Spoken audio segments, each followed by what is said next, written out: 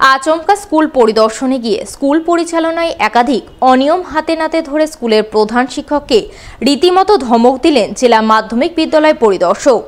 অনিয়ম গরমিল দ্রুত শুধরে না নিলে আগামী দিনে কড়া ব্যবস্থা গ্রহণের হুঁশিয়ারি দিলেন তিনি।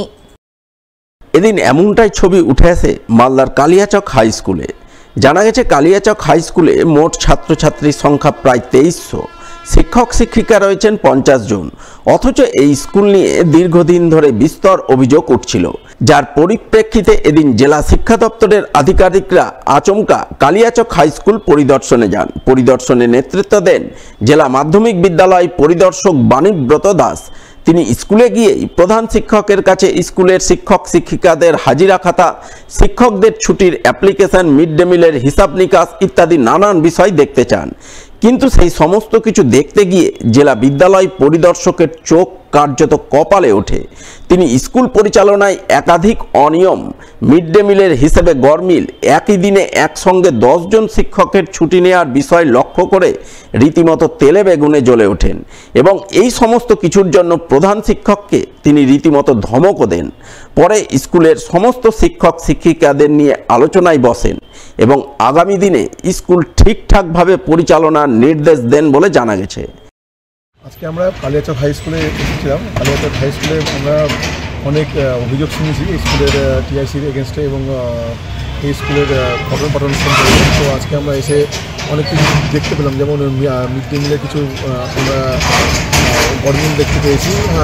অ্যাটেন্ডেন্স রেজিস্টার ঠিকঠাক করে মেনটেন নেই, টিচারদের প্রপার অ্যাপ্লিকেশন নেই। আজকে আমরা আমাদের অ্যাডমিনিস্ট্রেটর যিনি আছেন, আমাদের এসআই সাহেব তারিকুল ইসলাম সাহেব আছেন, তাকে নিয়ে আমরা টিচারদের সাথে আমরা মিটিং করলাম, যাতে এই সমস্ত আমরা বলবো ভুলভ্রান্তি ঠিক না। এবার ভুলভ্রান্তি টিচারদের, ওনারা তো টিচারদের তো ভুলভ্রান্তি বলা যায় না, তো যদি কিছু থাকে তারা সংশোধন করে নেবেন এবং আমরা আবার আসবো, আবার টিচারদের সাথে বসবো।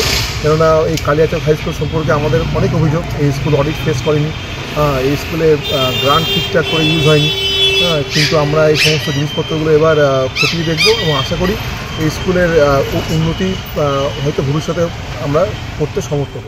ফের বিষধর সাপের ছোবলে মৃত্যুর ঘটনা ঘটল মালদার মানিকচকে। এবারে গরু খাবার বের করতে গিয়ে সাপের ছোবলে মৃত্যুর কোলে ঢলে পড়লেন এক বৃদ্ধ। ঘটনাটি ঘটেছে মালদার মানিকচক ব্লকের চৌকি মির্দাতপুর অঞ্চলের রাজনগর এলাকায়। জানা গেছে মৃত বৃদ্ধের নাম শেখ হেলাল উদ্দিন, বয়স 70 বছর। পরিবার সূত্রে খবর, তিনি গত বুধবার রাতে বাড়িতে গোয়াল ঘরে গরুকে খাবার দিতে যান, কিন্তু গরুর খাবার বের করার সময় হঠাৎ করেই তাকে বিষধর সাপে কামড়ায়। সঙ্গে সঙ্গে পরিবারের লোকজনেরা তাকে মানিকচক গ্রামীণ হাসপাতালে নিয়ে যান। অবস্থা আশঙ্কাজনক থাকায় তাকে মালদা মেডিকেল কলেজ হাসপাতালে রেফার করা হয়, কিন্তু মালদায় পৌঁছানোর আগে রাস্তাতেই তার মৃত্যু হয় বলে খবর। পরশুদিন 7:30 সন্ধ্যা 7:30 গরুকে ঘাস দিতে গিয়ে একটা সাপ কেটে নেয়। তারপর আমরা সঙ্গে সঙ্গে জানতে পারি, সেটা আমরা সঙ্গে সঙ্গে মানিকচক হসপিটাল নিয়ে গেলাম। ওখানে ইঞ্জেকশন দেওয়ার পরে ট্রান্সফার করে দিল মালদা যাওয়ার পথে হসপিটালেই মারা গেছিল। ডাক্তারবাবু দেখলো মারা গেছে। কিভাবে জানলেন যে সাপ কামড়েছে? ও ডাক্তারবাবুই বললো যে সাপ কেটে গেছে। তারপরে ওরা পোস্টমর্টমে করলো, আমাদেরকে বললো যে আপনারা যান, কাল পোস্টমর্টম হবে।